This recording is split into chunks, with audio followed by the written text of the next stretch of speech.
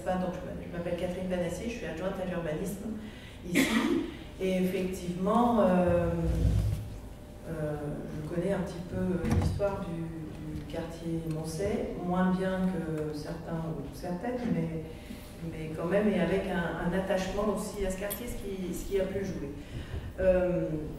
J'ai par ailleurs différentes expériences de concertation, parce que c'est bien de ça dont on va parler, M. Bourdieu, en tant que chef de projet politique de la ville, au tout début de la politique de la ville, du temps du DSQ, que certains ont connu, du développement social des quartiers, et dans l'esprit d'Hubert Dubedou, qui voulait vraiment rendre les habitants acteurs du changement, et où il y avait, je pense, les premières concertations qui se sont mises en place de façon un peu rock'n'roll, on va dire, puisque tout était à inventer.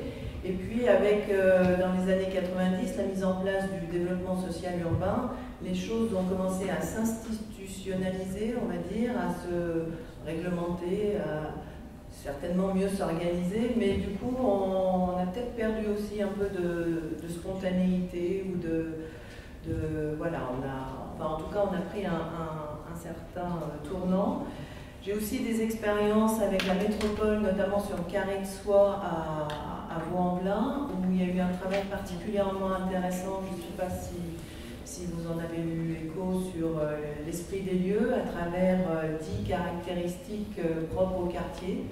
Un travail sur justement ce qui faisait identité, ce qui était à mettre en valeur, ce qui était force de possibilité de développement, donc un travail qui s'est conduit sur plusieurs mois. Et puis, évidemment, en tant qu'élu, on conduit des concertations. Alors, des concertations un peu difficiles, comme sur le projet Pardieu, parce qu'on est sur un quartier qui existe et qu'on a à 90% des opérations portées par des privés. Donc, c'est quand même plus difficile de faire la concertation dans ce cadre-là que quand on est sur la rue Garibaldi, sur l'espace Simone Prel qu'on a réalisé juste derrière, où effectivement là on est sur des espaces publics et qu'on a la pleine maîtrise de ce que l'on peut faire. La promenade Moncey est donc la dernière concertation qu'on a pu conduire. Et alors de ces expériences-là, il me semble qu'il n'y a pas de recette miracle. Parce qu'en fait, on s'aperçoit que les projets sont différents, les contextes sont différents, et puis les partenaires sont différents. Et vous l'avez souligné déjà, rien qu'avec les 3 exemples que vous venez de rappeler, on a, enfin vous avez souligné par exemple la prégnance de l'histoire du quartier dans ce qu'il est, mais aussi dans les différentes formes de résistance et de propositions qui existent sur Moncey et qui, par nature, n'existent pas sur Sergent-Blandan. Donc il n'y a pas, malheureusement, de recette miracle qu'on pourrait appliquer à chaque concertation. Cependant, me semble-t-il, il y a des principes communs. D'abord, il faut une volonté politique, parce que s'il n'y a pas de volonté politique, c'est difficile d'entraîner une concertation. Et puis, je pense qu'il faut un cadre clair, c'est-à-dire borner les choses, dire si c'est de l'information, si c'est de la concertation ou si c'est de la co-construction. Parce que sinon, on peut partir sur des quiproquos et ne pas travailler sereinement. Et puis, enfin, je pense qu'il faut se respecter. Il faut avoir une volonté de progresser ensemble et d'apprendre de l'autre. Donc, il faut un cadre de confiance.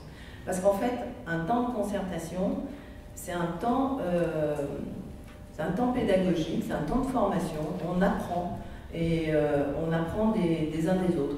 J'ai eu une expérience en tant que citoyenne, je m'étais battue avec pas mal d'autres gens contre l'arrivée d'un supermarché dans une avenue en disant que ça allait tuer tout le commerce de proximité, etc. J'en étais intimement convaincue.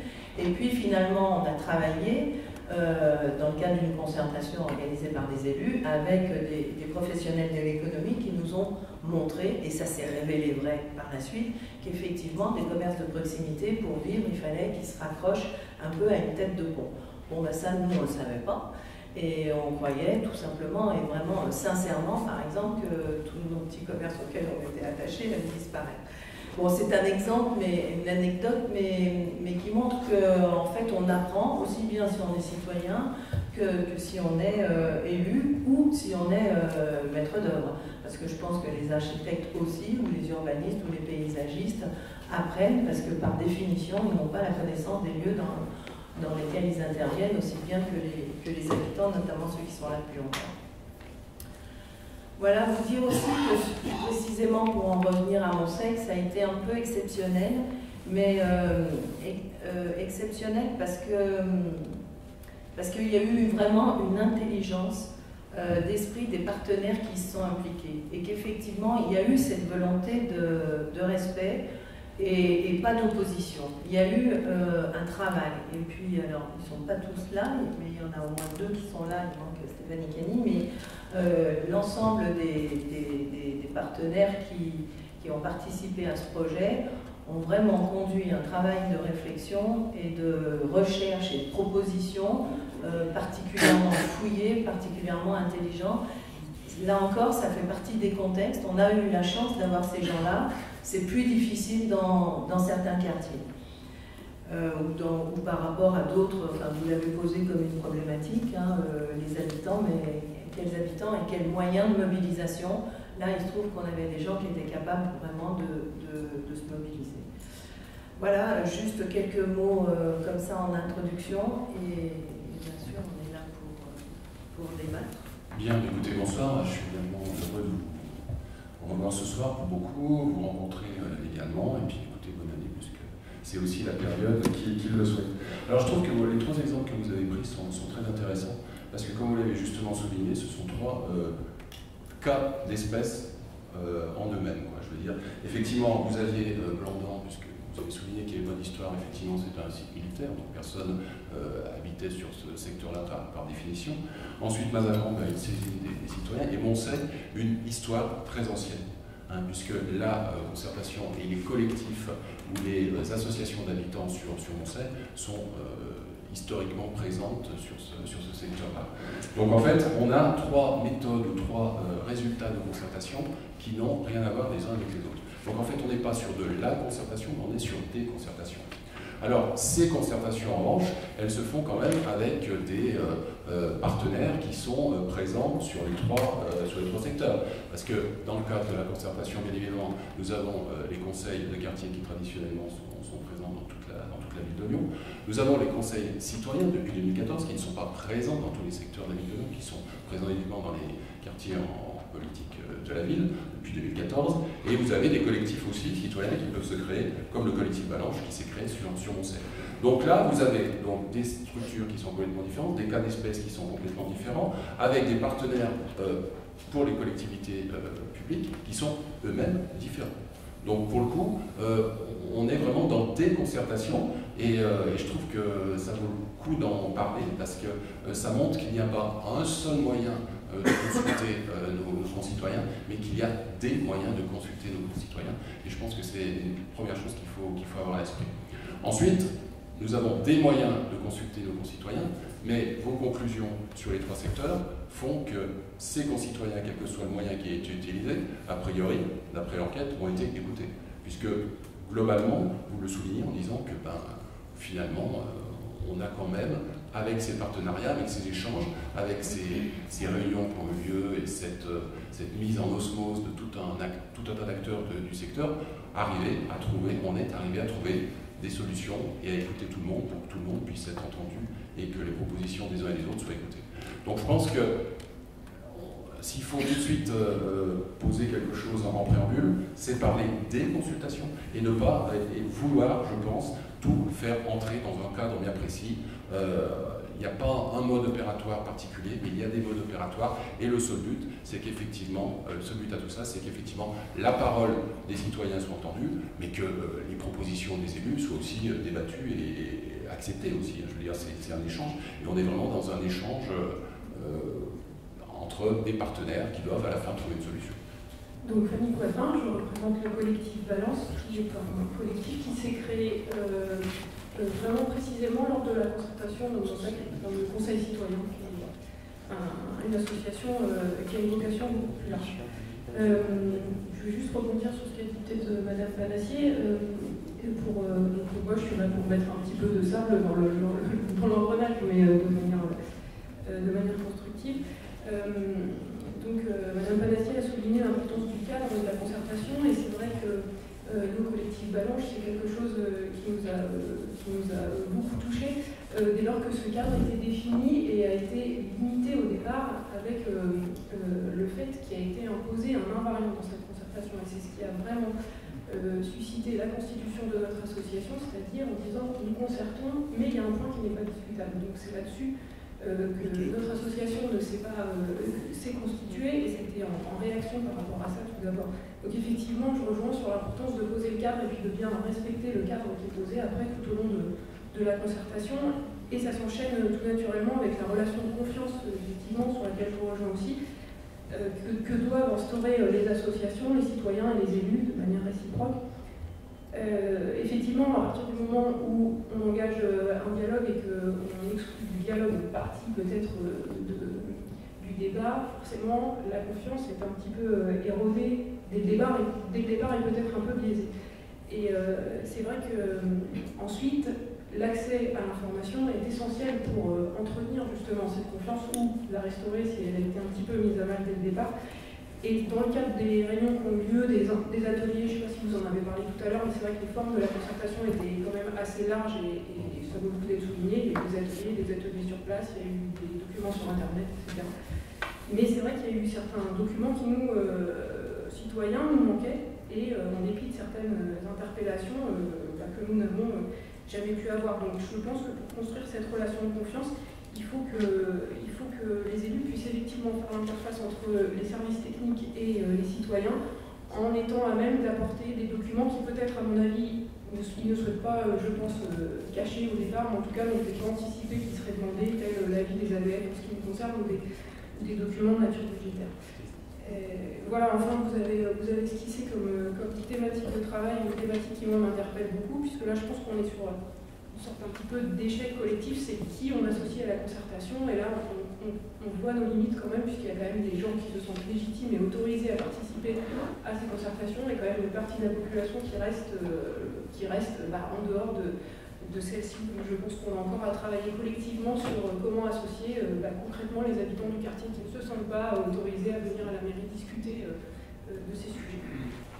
Alors c'est Simon Overman, donc conseil citoyen, conseiller Voltaire Guillotière, qui est un jeune conseil citoyen, puisqu'il a été fondé officiellement il y a à peine un an, et ce qui est intéressant dans le lien avec la promenade cheminement, je peux vous montrer à une version, et qui s'est créé quasiment au moment où la concertation officielle se crée, et que dans l'histoire, ça a peut-être été dit tout à l'heure, il a fallu en quasiment 15 jours, un mois, qu'on se dise bon, on a 2 mois pour faire quelque chose, on y va ou on n'y va pas. Donc ça a été du fait assez fondateur aussi d'un collectif d'habitants qui se connaissaient plus ou moins, ou d'associations.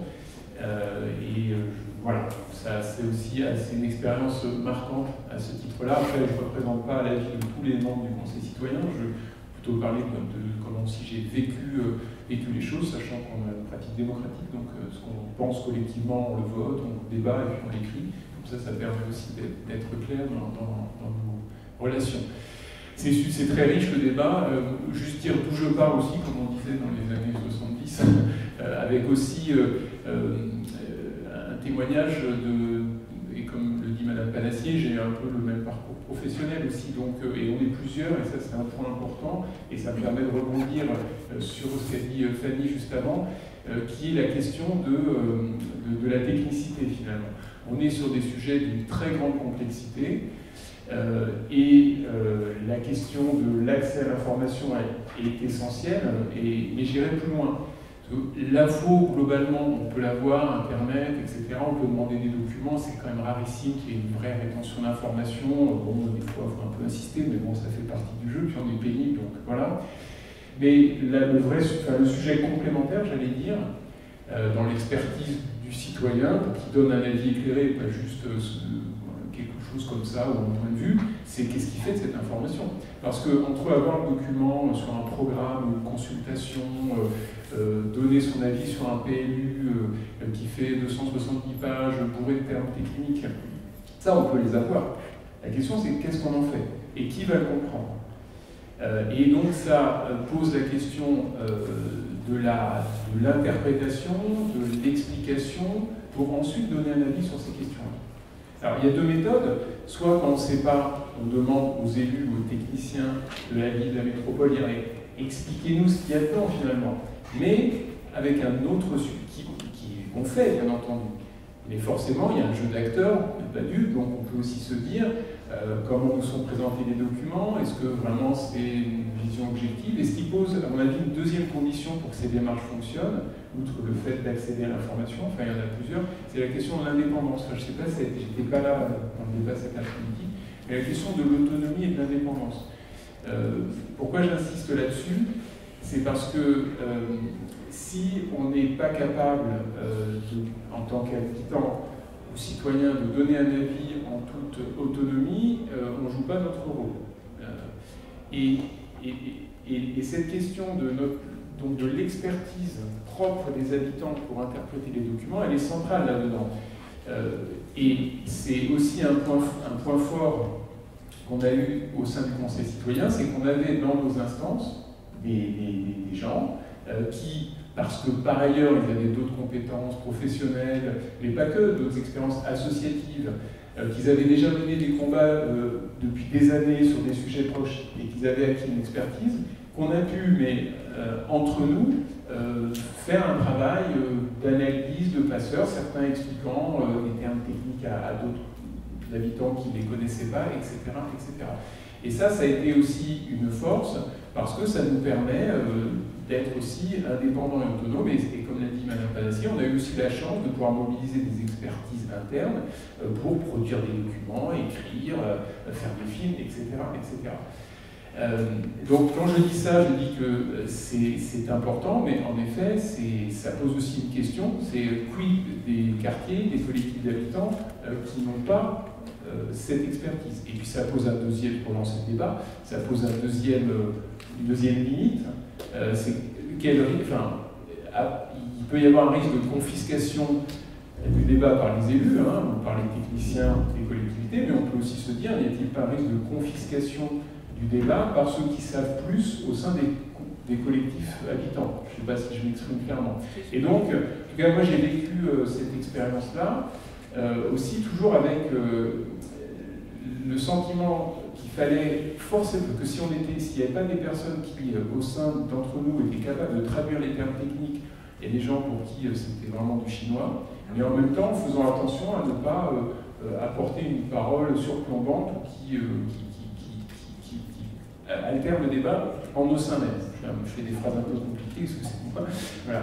Donc ça, c'est un point. Et moi, j'aimerais aussi avoir l'avis, m'intéresserait à l'avis d'un universitaire aussi sur ce sujet-là, c'est sur la question de, finalement, de l'expertise. Et puis, je pourrais être très long, mais un autre point qui a été...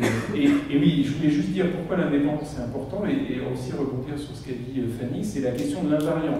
Nous aussi, très clairement, et Mme Palassier a dit il faut poser le cadre dès le début. Pour le coup, dans cette même salle, le cadre il a été posé par le maire du 3e arrondissement sur ce point en disant de toute façon, non mais cet épisode il est aussi marquant et assez fondateur, ça nous a tous marqués. Il a été dépassé, après vous le direz sans doute, mais de toute façon, il y a un truc sur lequel on ne discutera plus, c'est on démolit les immeubles, c'est un invariant. Alors dans la salle, ça a eu un effet bof, on peut dire, et ça a fait réagir tout le monde. Et ça a été un point de débat entre nous, et certains disant mais ça ne sert à rien de participer à la concertation. Pourquoi? Je parle au sein du Conseil citoyen. De toute façon, c'est déjà décidé. Le maire, le 3e ou les élus, ils ont dit que de toute façon, ça c'était un invariant. Donc ça ne sert à rien de donner notre avis. Enfin, je me tourne vers les collègues qui étaient dans la salle, qui sont là du Conseil citoyen, et qui se souviennent de ces débats. Ils disent mais ça ne sert à rien, c'est foutu. Et on a été plusieurs à dire mais non, on s'en fiche. Le maire du 3e, il est dans son rôle, il dit que c'est un invariant. Et bien nous, on est dans notre rôle d'habitant, on a le droit de dire qu'on n'est pas d'accord, et que nous, on fait quand même des propositions qui vont contre cet invariant, comme l'a fait le collectif Balanche. Mais pour faire ça, il faut s'en ficher, être indépendant et ne pas être lié ou pris dans un jeu d'acteurs trop compliqué pour oser dire, bon, on met en cause la règle du jeu. Et après, si les élus tranchent, de toute façon, on n'ira pas s'enchaîner une grille, mais en tout cas, on s'en fiche. Et c'est ça qui a été extrêmement fécond. Et du coup, après, ça a été dépassé. Mais du coup, la question de l'indépendance, elle est vraiment importante aussi pour ça. Et je suis trop bon. Et je dirais un mot sur les conseils citoyens, parce que les conseils citoyens, au début, j'étais un peu dubitatif sur ce truc en plus, mais en fait, je trouve que c'est un outil intéressant, notamment parce qu'il mêle des habitants et aussi des acteurs locaux, des associations. Et cette double compétence, cette double positionnement, en fait, garantit à la fois une certaine indépendance et en même temps un rappel de l'histoire, parce que ça a été très court la concertation. En 2 mois, c'était impossible, comme l'a dit Fanny et tout le monde, de concerter toute la population, c'était pas possible. Mais dans notre collectif, on avait des gens qui connaissaient le quartier depuis des années, des associations, etc., qui nous ont apporté cette histoire et cette parole habitante qui collecte depuis des dizaines d'années. Donc, en fait, on s'est appuyé aussi là-dessus, et si on n'avait pas eu ça, clairement, moi, j'ai changé de point de vue au cours de nos discussions, parce que certains ont aussi apporté cette histoire et cette parole des habitants que tout seul, je n'aurais pas pu connecter. Donc, cette double composition et le fait de ramener l'histoire quand même, et puis de la déplacer, hein, il ne s'agit pas de rester là, finalement, je trouve que c'est très, très riche et pertinent. Voilà, excusez-moi d'avoir été un peu long. Effectivement, ce qui a été voté comme invariant, c'est ce qui, au final, a été changé. Donc,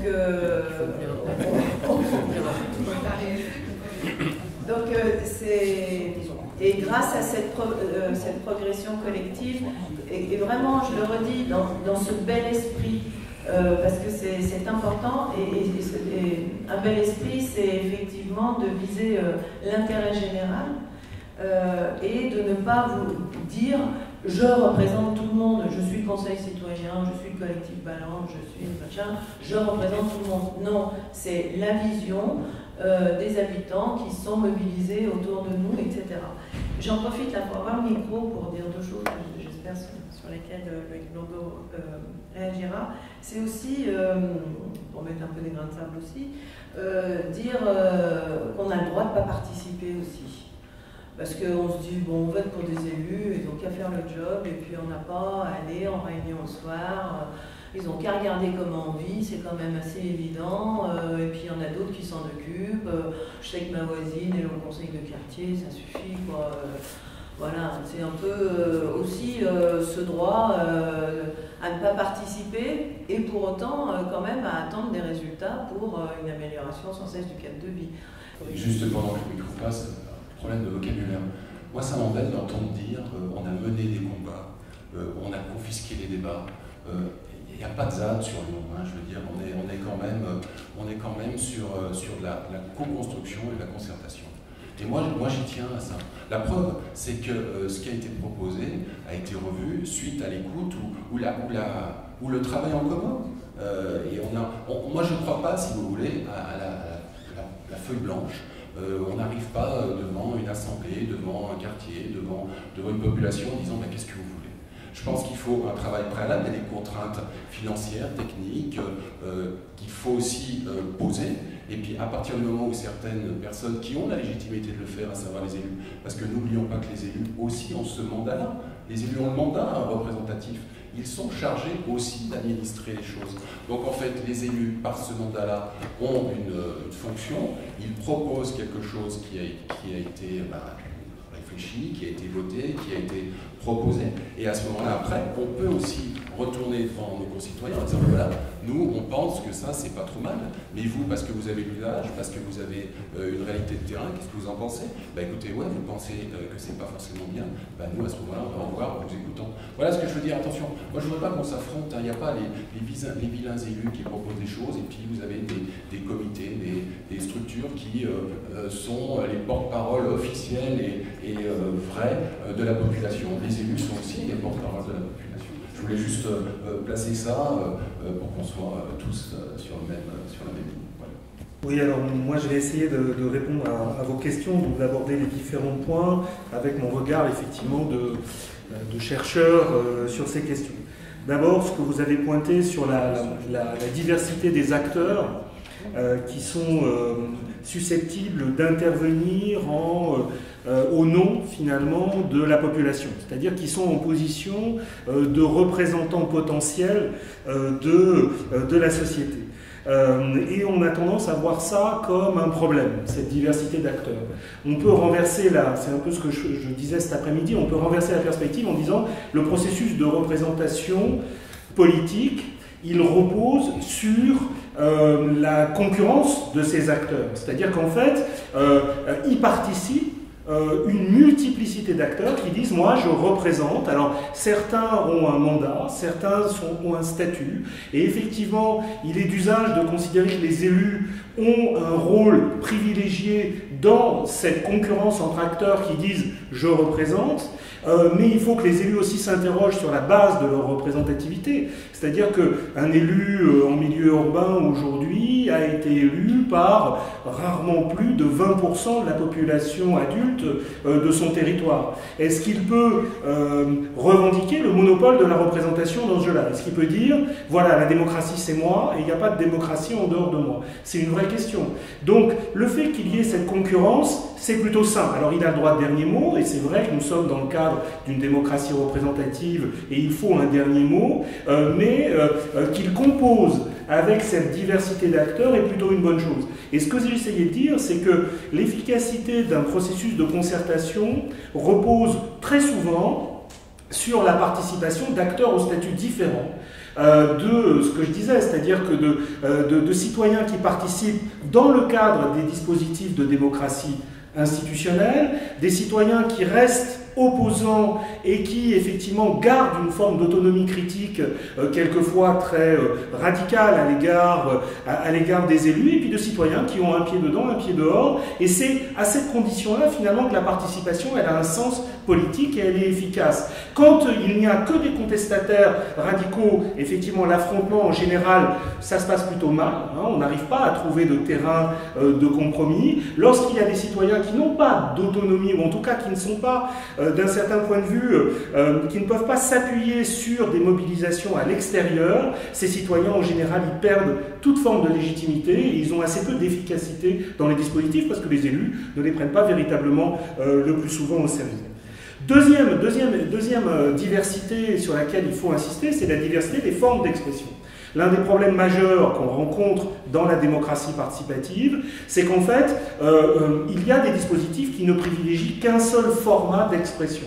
Et le plus souvent, le format d'expression qui est celui que privilégient les citoyens en position de pouvoir, hein, où qu'ils soient. Hein, bon. Ça, évidemment, ça biaise totalement le dispositif. Donc privilégier différents formats d'expression, différentes formes d'expressivité, alors artistique, ludique, moi je crois beaucoup à la possibilité de recourir au jeu dans les dispositifs participatifs, privilégier des formes de témoignages, etc., c'est la garantie finalement qu'il n'y a pas une forme de privilège qui est donnée à ceux qui sont capables d'utiliser la rhétorique, le discours, l'argumentation prétendument rationnelle au détriment de tous les autres. Donc ça, c'est quelque chose d'essentiel. Et troisième diversité, c'est la diversité des formes d'expertise.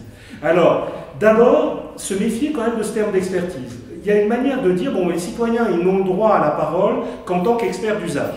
Et de plus en plus, il me semble que les élus et les techniciens, les gens des services reconnaissent la légitimité de cette expertise d'usage. C'est-à-dire, bon, vous connaissez bien les espaces sur lesquels on intervient, et vous savez ce que vous allez pouvoir en faire, donc il est légitime qu'on vous donne la parole. Mais la perspective, elle est purement fonctionnaliste. C'est-à-dire qu'en fait, c'est simplement sur ce registre que les citoyens sont considérés comme légitimes. Or, ils ont aussi des capacités d'imagination qu'on peut stimuler à travers un certain nombre de dispositifs. Ils ont le droit d'inventer, de se projeter, de réfléchir à ce que peut devenir la ville, et on peut imaginer des outils qui mobilisent ces capacités. Ils ont le droit, j'y reviendrai, ils ont le droit de ne pas s'y intéresser. C'est aussi vrai, mais ils ne doivent pas être forcément cantonnés dans ce rôle d'experts de leurs propres usages. Ils ont aussi, me semble-t-il, il y a des citoyens qui ont des connaissances, et vous l'avez dit, des savoirs professionnels qu'ils peuvent mobiliser pour, d'un certain point de vue, contester les données qui accompagnent les projets. Ces savoirs professionnels, ils sont très très utiles. Et il y a des formes d'attachement, de sensibilité, et puis il y a aussi des intérêts. Alors n'oublions jamais, le langage de la concertation gomme souvent l'idée qu'il y a des intérêts divergents. Il y a finalement des intérêts en jeu très forts, il y a des rapports de force, et finalement on peut ne pas être là uniquement au titre d'expert, mais au titre de défenseur de ses propres intérêts. Pourquoi la concertation, d'un certain point de vue, se voilerait les yeux dès qu'il s'agit d'intérêts? Bon, elle doit aussi gérer des rapports de force. Et c'est la combinatoire de ces différentes formes d'expertise, cette composition, ces mobilisations composites qui font la bonne participation, qui font la bonne concertation et qui font les mobilisations efficaces. Et c'est cette alliance dont je parlais cet après-midi entre des classes moyennes qui peuvent recourir à des registres de savoir experts au sens traditionnel et les catégories populaires qui, elles, parlent au nom du sensible ou au nom qui fait effectivement les mobilisations efficaces. Alors je ne vais pas être trop long, mais bon. Deuxième élément, ce sur quoi je voudrais insister, il faut prendre au sérieux la concertation. J'ai l'impression qu'on le fait ici dans le Grand Lyon. La concertation, c'est une affaire sérieuse. On pourrait dire que ce n'est pas une affaire sérieuse de multiples raisons. Dire, en fait, la démocratie, c'est du conflit. La démocratie, de toute façon, ça ne peut pas être la recherche du consensus. Donc, il est bien préférable de multiplier des stratégies d'affrontement et de s'éviter ce passage par la concertation. Ça, c'est le premier élément. Deuxième élément, c'est de dire finalement tout se joue hors des dispositifs de concertation, dans des formes de négociation, et la concertation, c'est une forme de paravent. Bon. En fait, ça, c'est pas vrai. C'est-à-dire que l'expérience montre que c'est pas vrai. Le fait de faire une concertation sérieuse, professionnelle, dans la durée, ça c'est un point très important. Il y a une tendance qui consiste à dire qu'il faut essayer de concerter, mais alors que ça ne prenne pas trop de temps. Hein. Bon, mais pour restaurer la confiance et pour approfondir une controverse, il faut beaucoup de temps. Et la concertation, ça demande un soin tout à fait particulier, ça demande un professionnalisme, des moyens, du temps, et effectivement, ça permet, dans ces conditions-là, de produire des effets qui sont, à mon avis, profitables à la qualité des projets. On ne dit jamais ça, c'est-à-dire que pour que les projets soient qualitatifs, il faut avoir écouté tous ceux qui ont quelque chose à dire sur ces projets. Tant qu'on ne l'aura pas fait, on a une probabilité beaucoup plus forte de faire des projets qui ne sont pas ajustés aux problèmes auxquels ils sont censés répondre. Troisième problème, l'accès aux informations. Alors moi, je ne suis pas du tout d'accord avec ce que vous avez dit à un moment, tout est disponible, etc. Moi, je me souviens que quand j'étais membre de la commission Richard, qui était censée réformer le dialogue environnemental, on avait décidé d'auditionner 10 collectifs d'habitants mobilisés contre ce qu'ils appellent des grands projets inutiles. Et en fait, le point commun à tous ces collectifs, c'était leur difficulté d'accès à l'information pertinente. Et qu'effectivement, ça, c'est un problème majeur. Le problème de la contre-expertise n'est pas un petit problème, n'est pas un faux problème. Il y a une forme de rétention, hein, quand même, et qui est d'autant plus forte que le projet a des enjeux politiques et financiers importants. Il y a une rétention d'informations, il y a un refus de mettre sur la table toutes les études qui motivent le projet, qui peut être extrêmement problématique, donc je ne suis pas tout à fait d'accord. Alors, la place des élus, alors moi c'est un de mes grands classiques, hein, ce que j'ai écrit à de nombreuses reprises sur le piège de la proximité, fait qu'il y aurait un vrai problème à renvoyer l'habitant dans le micro-espace du quartier et à dire que l'élu est le garant de l'articulation entre l'intérêt général et les intérêts particuliers.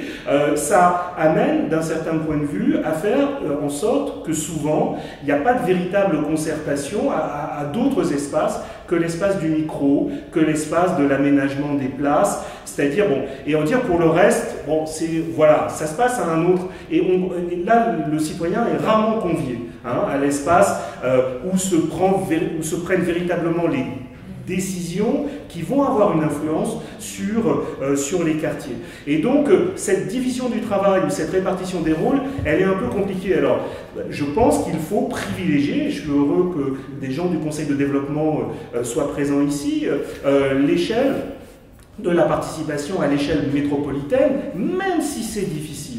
Même si c'est compliqué, il est inadmissible dans un pays comme la France, qui se revendique comme démocratique, qu'il n'y ait pas de véritable espace public de délibération et de discussion qui inclut les citoyens ou les représentants à l'échelle intercommunale.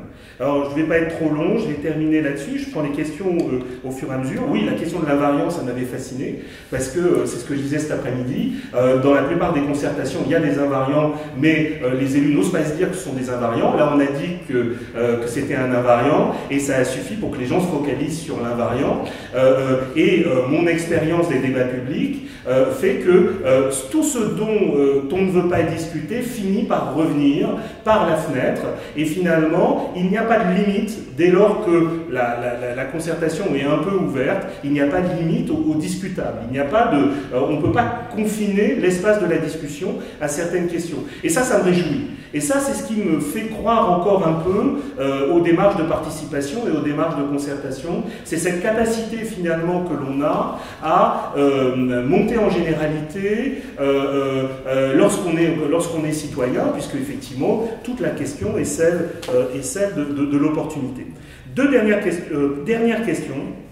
La question majeure des conditions de la participation du plus grand nombre, et en particulier, puisqu'il faut appeler un chat, des catégories populaires, voire même, pour désigner le chat encore plus précisément, des pauvres, dans nos démocraties. Ça, c'est une question évidemment qui engage des conditions et un contexte beaucoup plus large que celui de nos concertations, c'est-à-dire qu'on est dans des démocraties qui ont tout fait pour que les citoyens participent le moins possible en dehors des moments de l'élection, et je persiste et je signe, c'est-à-dire que des sociétés qui sont fondées dans une certaine mesure sur la passivité des citoyens et sur le fait qu'ils se consacrent d'abord à leur rôle de consommateurs et à leur rôle de producteurs, c'est-à-dire que ce soit des unités de consommation et de production beaucoup plus que des acteurs de la démocratie. Pourquoi? Parce que nous avons trouvé une solution qui a pendant très longtemps été assez efficace, qui continue à l'être, à la question du politique, c'est-à-dire qu'il y a une fraction de la population qui ne fait que ça. Et nous sommes allés très très loin en professionnalisant, c'est-à-dire on a des agents spécialisés qui vont gérer les problèmes liés au collectif, et les citoyens vont les désigner, c'est déjà quelque chose d'énorme, hein, c'est une évidence, mais pendant le reste du temps, et ça Sieyès l'avait dit très tôt, pendant le reste du temps ils vont faire autre chose, et il est bien qu'ils fassent autre chose. Et il y a beaucoup de citoyens qui prennent ça très au sérieux. Il y a beaucoup de citoyens qui n'ont pas du tout envie de participer, ou en tout cas qui n'ont en aucun cas envie de participer sur tous les sujets, et qui sont très contents de cette division du travail politique. Simplement, il y a un vrai problème lorsqu'elle est entretenue d'une manière telle qu'il n'y a plus d'espace pour les citoyens qui voudraient participer pour participer, et de manière à ce que l'on ne donne aucune prise aux citoyens sur le processus de décision. Et c'est un peu sur cette tendance que nos démocraties sont allées, c'est-à-dire à une fermeture des espaces de la prise de décision, qui font qu'ils ne sont plus lisibles pour les citoyens et qu'ils ne sont plus accessibles pour les citoyens. Les groupes d'intérêt peuvent y accéder, les experts, les techniciens peuvent y accéder. Non, je suis trop long, hein. Mais les citoyens, plus du tout. Et donc, on a, d'un certain point de vue, ils ont perdu le réflexe. De manière beaucoup plus générale, les conditions matérielles de la participation, ils ont perdu confiance en eux, et les conditions matérielles de la participation, elles sont plus là. C'est-à-dire que quand vous devez travailler jusqu'à élever des enfants, etc., être entrepreneur de vous-même, ce qui est un peu la tendance aujourd'hui dans nos sociétés, vous avez très peu de temps à consacrer à la chose publique. Donc, il ne faut pas s'étonner de ce que la plupart des citoyens ne sont pas capables de se mobiliser sur les dossiers qui sont censés les intéresser. Mais la bonne nouvelle, c'est que néanmoins, il y a des dispositifs, il y a des conditions, il y a des possibilités de les mobiliser, et on les connaît. Ça ne garantit en aucun cas un résultat, hein, mais en tout cas, il faut essayer, lorsqu'on le souhaite, de les activer. Et puis la question que j'avais posée il y a quelques semaines, j'étais dans un débat sur la précarité avec les gens d'Emmaüs, ATD Carmonde. Il ne faut jamais oublier qu'en fait, on n'a pas très envie que les catégories populaires se mobilisent. Parce que quand elles se mobilisent, à ce moment-là, elles ont de telles exigences, elles ont de tels problèmes, elles ont de telles questions que ça devient très difficile de les satisfaire. Donc en fait, personne ne veut vraiment les faire participer parce qu'une fois qu'elles participent, après il est très difficile de faire machine arrière. Je vais bien expliquer ce qu'est le conseil de développement, puisque je craignais, pour tout vous dire, comme nous ne faisons pas de la concertation, que nous soyons hors sujet en venant répondre à vos interrogations, et puis en écoutant les thématiques que vous avez évoquées cet après-midi, la variété des instances participatives, la question de la parole des habitants, comment on devient citoyen actif, si on est un peu plus formé et informé, comme le dirait Cynthia Fleury. Je me suis dit enfin de compte les modestes pistes qu'avec Henri Jacot, qui anime avec moi le Conseil de développement de la métropole, peuvent vous être utiles à la réflexion et à l'action. Et puis s'il y a des retours vers vous, ça le sera aussi pour nous. Le Conseil de développement de la métropole fait partie de la même famille que les conseils citoyens, les conseils de quartier, les conseils de développement des communes.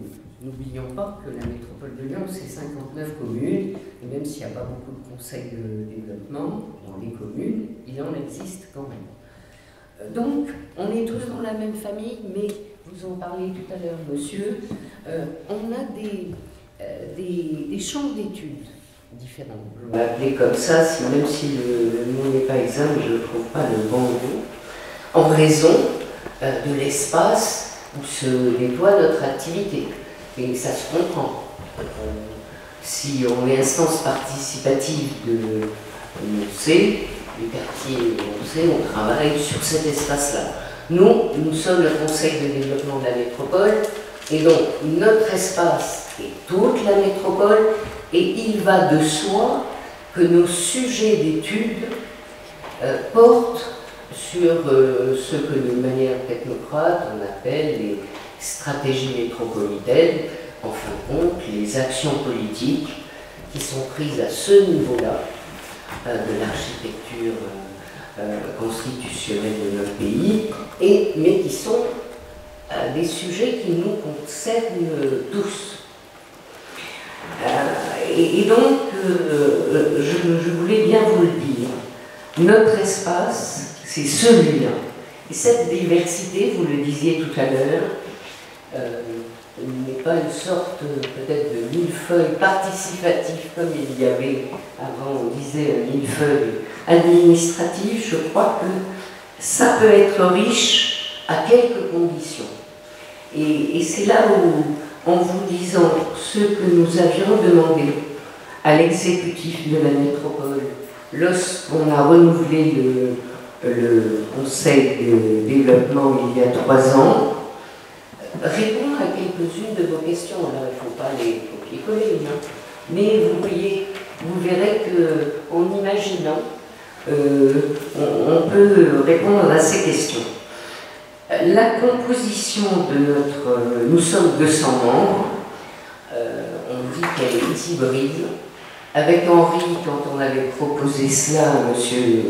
Collomb, alors président de la communauté de la métropole, on trouvait que c'était banal, ce qu'on avait proposé, et on a découvert en participant à la coordination nationale des CDD qu'en fin de compte, ça devient un peu original parce qu'on est les seuls à avoir mis la moitié, là c'est banal, de représentants de la société civile organisée.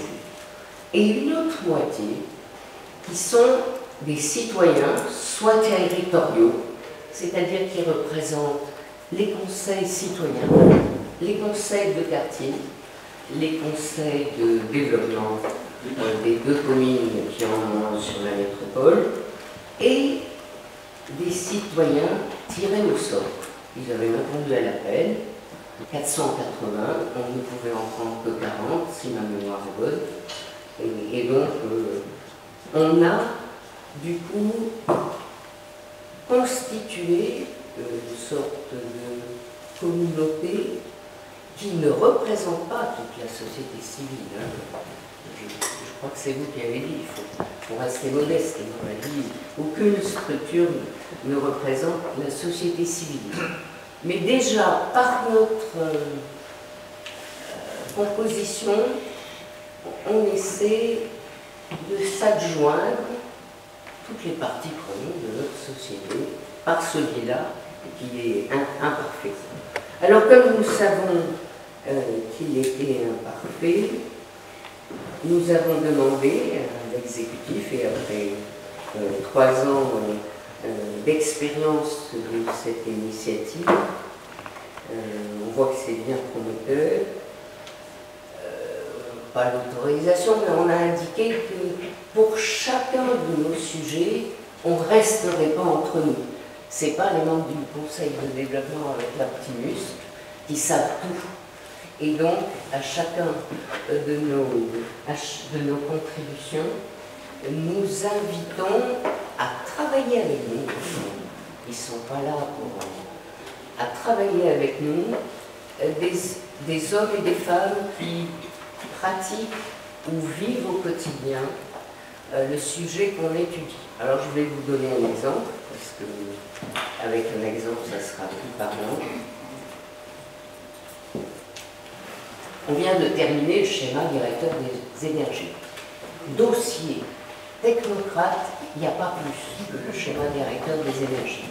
Et comme notre règle, quand on réfléchit à quelque chose, est de dire partons du citoyen, pas du sujet. On sait aussi qu'on ne peut pas être exhaustif. Du coup, entre nous, les membres du CDD, sur le SDE, le schéma directeur des énergies, on s'est dit on va prendre 3 catégories de citoyens qui sont des consommateurs, parler de l'énergie potentielle, et c'est avec eux qu'on va travailler.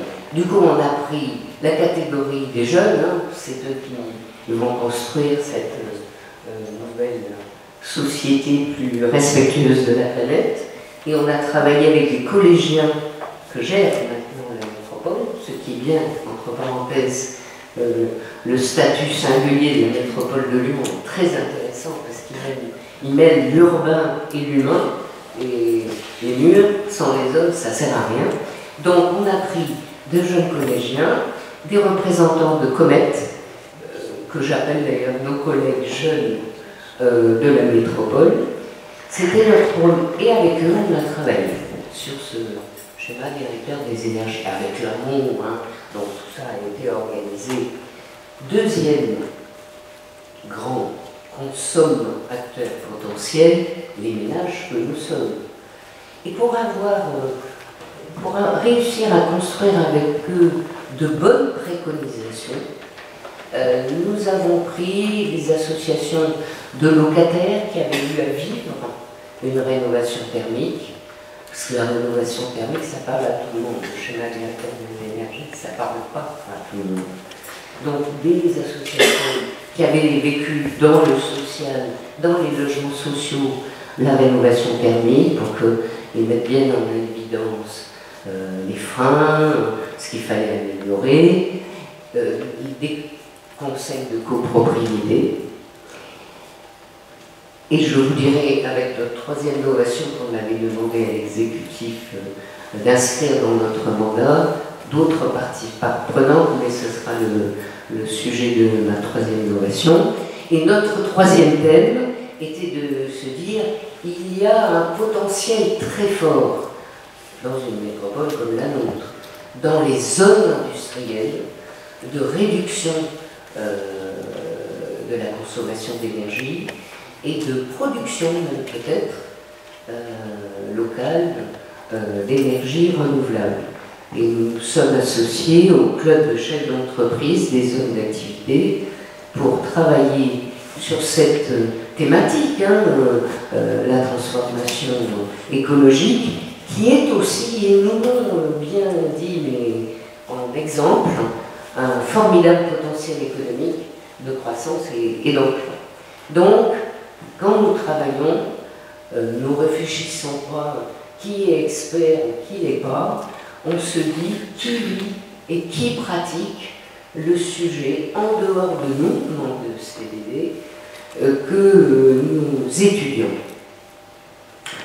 Et notre troisième point, et il valait pour le schéma directeur des énergies, même si je ne voulais pas indiquer, autour de la table, dans nos ateliers, on vit, et il faut le reconnaître, on vit tous en silo. Chacun est dans son petit silo, on ne regarde pas ce que fait celui d'à côté, donc on ne va pas très loin en travaillant comme ça. Et on avait fait inscrire dans notre mandat la fonction un peu pompeuse de croisement des acteurs qui travaillent dans des champs complémentaires sans se connaître. Et notre exemple a été la contribution au titre du plan d'insertion, le plan métropolitain de l'insertion par l'économie. Et nous, vraiment, on est parti, il ne peut pas y avoir plus basique. L'idée du CDD était de dire qu'est-ce qui se passe pour l'insertion quand on met autour de la table des structures d'insertion par l'économie et les clubs de chefs d'entreprise qui, eux, ont les emplois. Et ça nous a permis de faire on n'a pas fait beaucoup, mais 3 propositions concrètes, très fortes, parce qu'elles venaient des acteurs. Alors, si je vous ai expliqué ça avec allégorie, il y a maintenant que je vous ai appris à mieux vous connaître, c'est parce que vous voyez, en fin de compte, vous avez raison de vous poser la question de la parole des habitants, et comme on sait que la perfection n'est pas de ce monde, il faut trouver les recettes, comme disait Catherine tout à l'heure, qui nous permettent d'éviter les travers et de trouver les bonnes personnes. Il nous manque, je vais vous le dire, et je suis dans le banlieue et devant M. Meleski pour le dire, dans notre utopie, à nous de CTD, on s'était dit, c'est bien, on a les conseils de quartier, il y a des représentants chez nous, on a les CDD communaux, et au moins, puisqu'ils sont chez nous, quand ils retourneront dans leur conseil de quartier, pas tous les mois, mais une fois par an, ils feront un petit point sur les contributions du conseil de développement. Parce qu'avec nos exemples, vous voyez que l'insertion par l'économie, vous y pensez à Moncey et dans d'autres secteurs. Réduire, rénover ou réduire ou augmenter nos éco-gestes, vous y pensez à Moncey et ailleurs. Donc c'est pas inutile. Nos réflexions, elles ne sont pas, comment dirais-je, hors sol et coupées de vos attentes. Je le vois, et c'est pour M. Obermann, avec une grande joie, on a accueilli les conseils citoyens au conseil de développement. On en a 10, 5 titulaires et 5 suppléants, mais au moins il y a 10, si on ne peut pas venir, l'autre c'est tout. Je peux vous dire d'abord leur joie quand ils ont su que le conseil de développement a accepté, parce qu'eux-mêmes ont dit, je vois le monsieur Desguet à Villeurbanne qui a dit « Mais moi, on ne parlait pas de ce que fait la métropole pour l'insertion. Et du coup, puisque je vais être avec vous, je serai au courant. » Et d'autres exemples que vous ont dit, celui qui vient de Saint-Priest, ou la dame qui travaille beaucoup pour notre chantier actuel de Pierre Bénite. Donc, vous voyez, bon, la loi voilée, toutes les autres lois n'ont pas donné de recettes pour que les CDD soient meilleurs. Je crois que, quelle que soit notre instance, il faut chercher le moyen de faire preuve un peu de créativité. Et en vous écoutant, je me disais, bon, ce qu'on trouvait banal, avec Henri, ça porte ses fruits, il faut bien sûr toujours s'améliorer. Et pour vous montrer, il faut toujours s'améliorer. Nous avons une dernière innovation qui commence cette année. On s'est toujours tous, vous, interrogés quand on voyait nos préconisations. Donc les élus, est-ce qu'ils vont mettre notre document dans leur tiroir? Qu'est-ce qu'ils en font? Et l'innovation de cette année, c'est que l'exécutif métropolitain, alors c'est vrai qu'avant, un VP venait au champ où on remettait notre document, mais bon, il faisait venir. Et là, dernière innovation de l'année, un an et demi après, nous lançons le cycle un an après notre contribution qui datait de 2016 sur les 4 transformations qui marquent notre société, l'économie du bien vieillir, la révolution numérique, mais pas traiter de manière intello. Quelles sont les fractures numériques? Qu'est-ce qu'il faudrait faire pour éviter les fractures numériques? Des choses comme ça, économie du bien vieillir. Le CDD avait proposé une organisation réelle des métiers d'aide à domicile. Donc, c'est notre dernière innovation qui va commencer le 24 janvier, où on a 4 soirées, puisqu'on avait 4 focus, où le président, le vice-président de l'exécutif du thème vient avec son administration faire un rendu compte, en fin de compte, ce qu'ils ont fait de nos propositions. On a commencé à travailler les soirées. Pour nous qui sommes des bénévoles, on est assez contents de voir que figure, pas toutes, les préconisations, mais un nombre important, et surtout celles qui ordonnancent.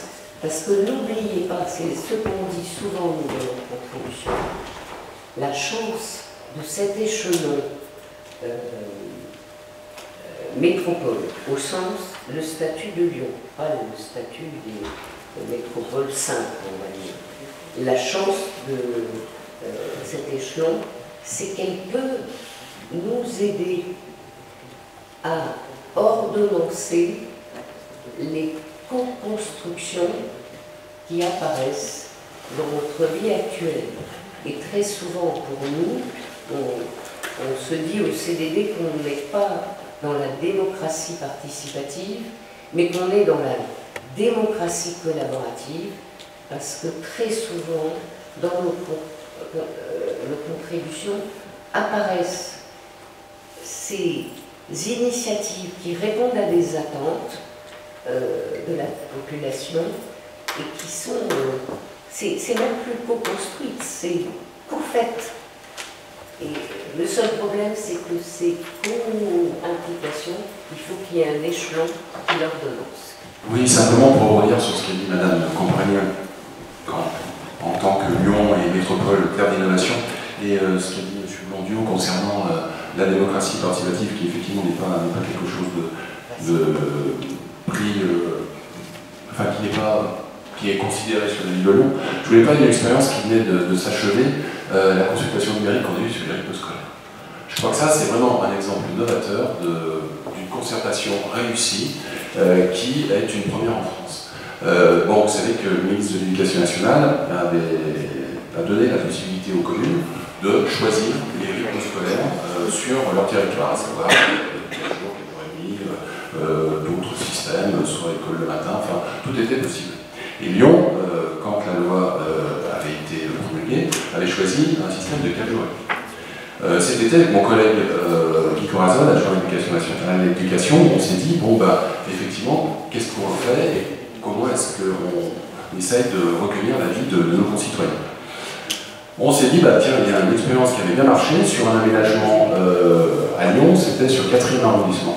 Il y a un témoin qui s'appelle le Clos Jouve, et on avait eu recours à une start-up qui avait monté un programme pour consulter les habitants du 4e arrondissement et ceux qui avaient un usage de ce témoin, puisqu'il se trouve qu'à côté il y avait un collège aussi, et des jeunes venaient effectivement utiliser ce lieu.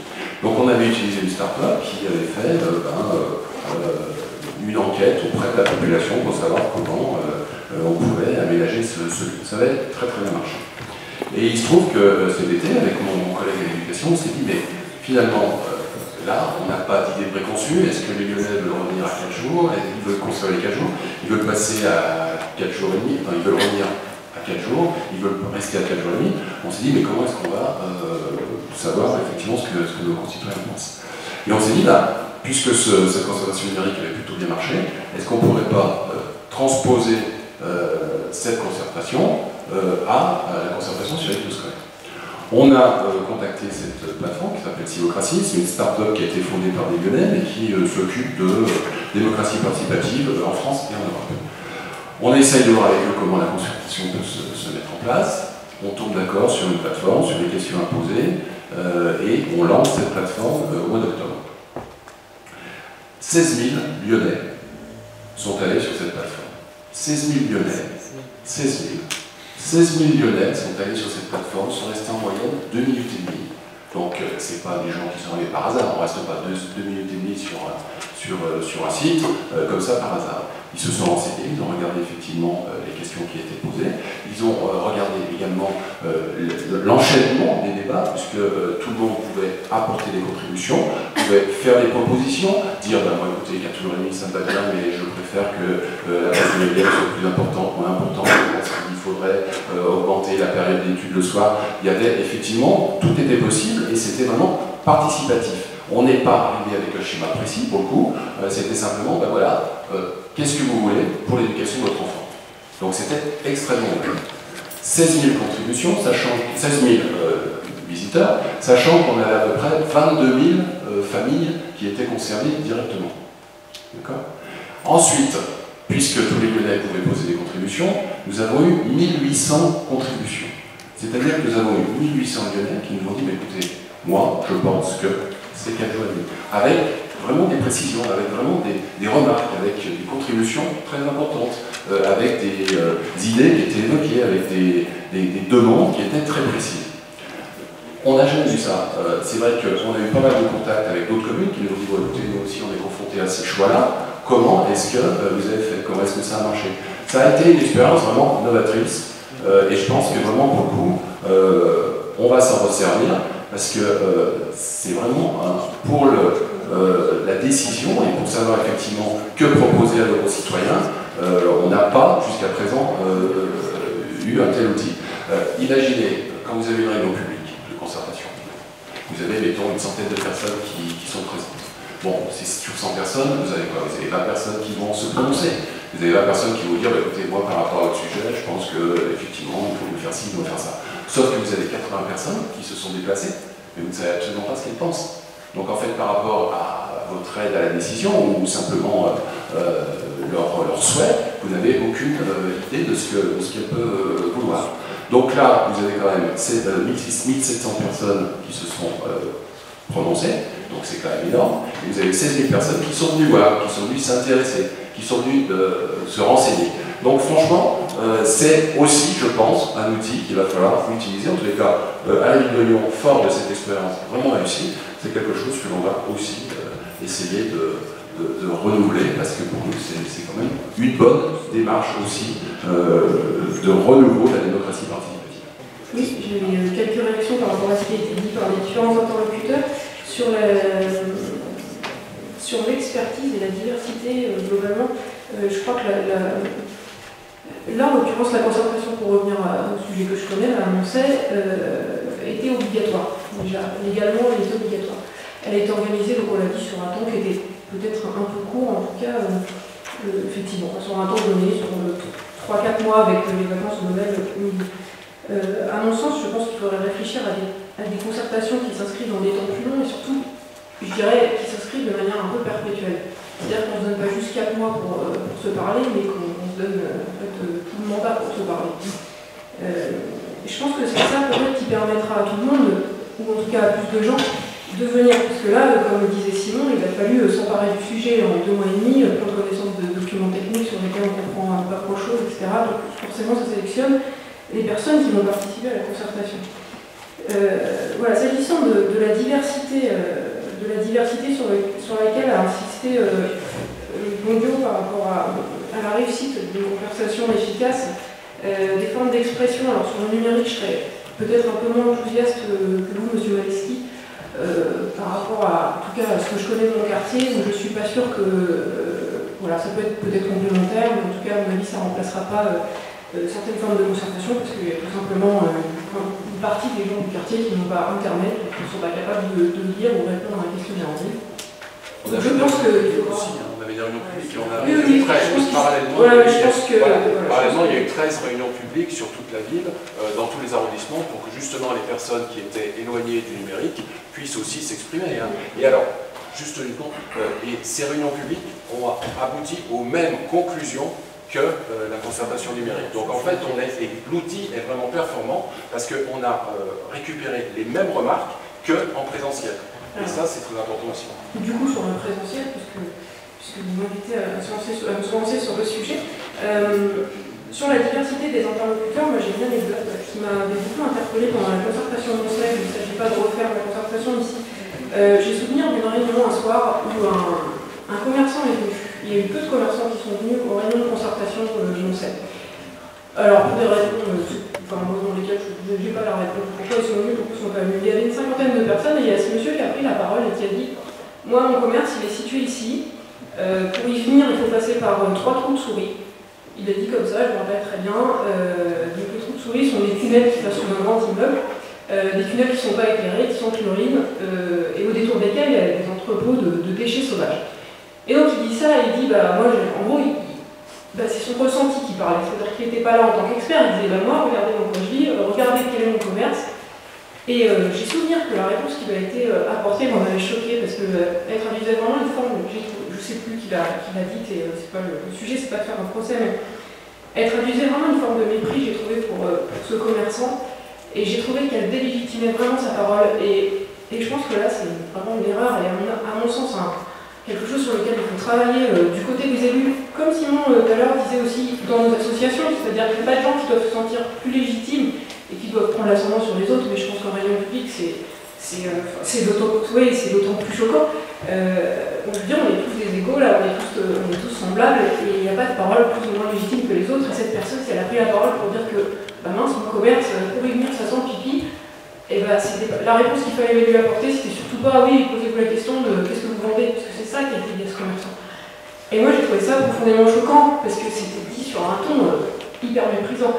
Et je pense que cette personne, si elle est venue, à mon avis, elle ne reviendra pas, ou en tout cas les gens qui se sont sentis, qui pouvaient s'identifier à cette personne ne viendront plus, ou en tout cas ne prendront plus la parole, et j'ai trouvé ça extrêmement dommageable. Et du coup j'en arrive à l'accès à l'information et à l'expertise, c'est que par ce genre de comportement, alors, c'est le bon terme, en tout cas, ou de réflexion, les élus, quelque part, poussent aussi les citoyens à rentrer dans ce registre de l'expertise. C'est-à-dire que, finalement, pour prendre la parole en réunion publique, je ne peux pas juste dire ce que je ressens, il va falloir que j'amène d'autres choses, il va falloir que je mobilise des connaissances, il va falloir que je m'empare du sujet, il va falloir éventuellement que je convoque des médias, il va falloir faire usage d'autres outils pour pouvoir être pris au sérieux. Vous voyez ce que je veux dire? Et je pense que ça doit nous interpeller sur le processus de médiation, de concertation, et en tout cas la nécessité de se parler d'égal à égal avec respect. Effectivement, c'est des questions un peu complexes. Quand on travaille sur un projet, on essaye de travailler sur l'intérêt général, de faire parler les gens, etc. On utilise effectivement les conseils de citoyens comme passeurs pour aller collecter la parole plus largement. Et c'est vrai qu'on a tenu l'exercice notamment avec Marie-France Antonin dans le comité d'habitants où les gens venaient poser leurs problèmes.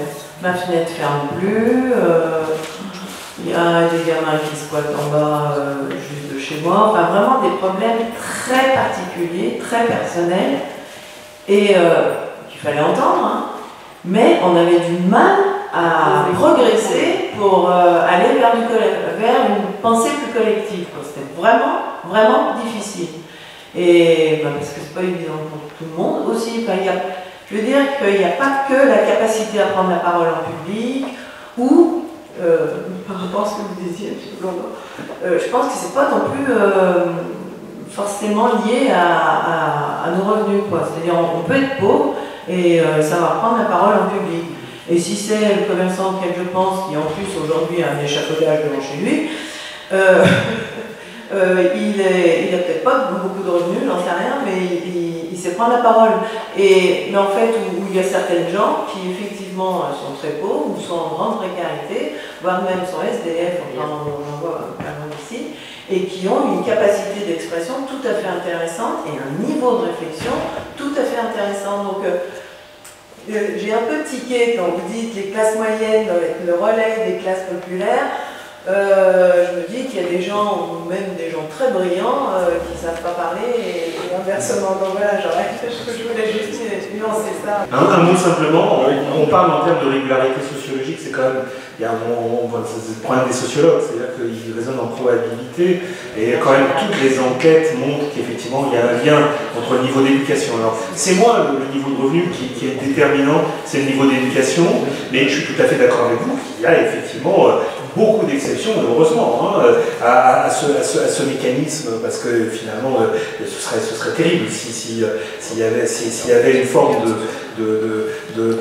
d'absolue contrainte, etc. Non, mais en termes de probabilité, c'est le niveau d'éducation qui détermine la participation politique. Ça, c'est vraiment mesuré partout, toujours, et de manière massive.